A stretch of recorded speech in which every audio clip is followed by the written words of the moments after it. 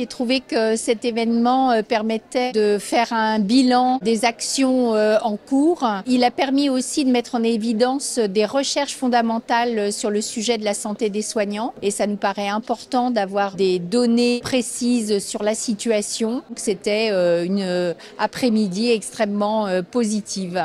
Très très chouette colloque qui fait du bien au moral parce qu'on se dit on était 250 encore en salle là pour se dire on va faire du mieux pour la santé des professionnels de santé. Je fais partie d'une génération où c'était pas vraiment pris en compte et je suis heureuse de voir que maintenant c'est quelque chose qui est pris en compte et comme on dit toujours, des soignants en forme soignent beaucoup mieux. Tous ces différents acteurs qui sont vraiment engagés pour la santé professionnelle de santé, qui ont qu'une seule envie, c'est de travailler ensemble, de rapporter beaucoup de choses extrêmement positives pour les soignants.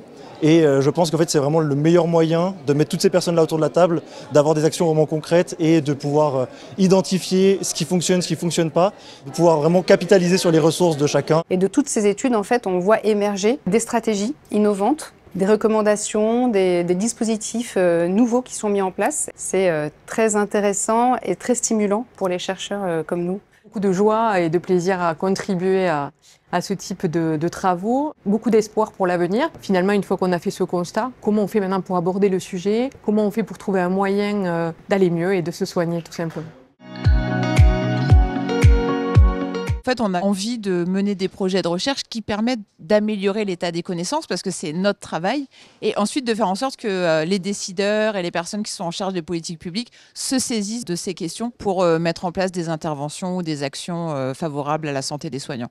Pour moi, un des antidotes, c'est de briser l'isolement. Donc rien que venir ici, à titre personnel, ça me fait du bien. Personnellement, ce que je fais, c'est aussi créer du lien sur les réseaux sociaux, sur LinkedIn, en parlant de mes vulnérabilités et de mes émotions face à des difficultés, face à la mort, face à un quotidien d'un soignant. Moi qui suis encore chirurgien mi-temps à l'hôpital public, je suis en train de créer un centre pour faire uniquement de la prévention primaire, santé physique, mentale et sociale pour les acteurs de santé. Et donc ça s'appellera les bazars de la santé. Pour faire le parallèle avec les militaires, c'est de créer un écosystème dédié à la santé autour des professionnels.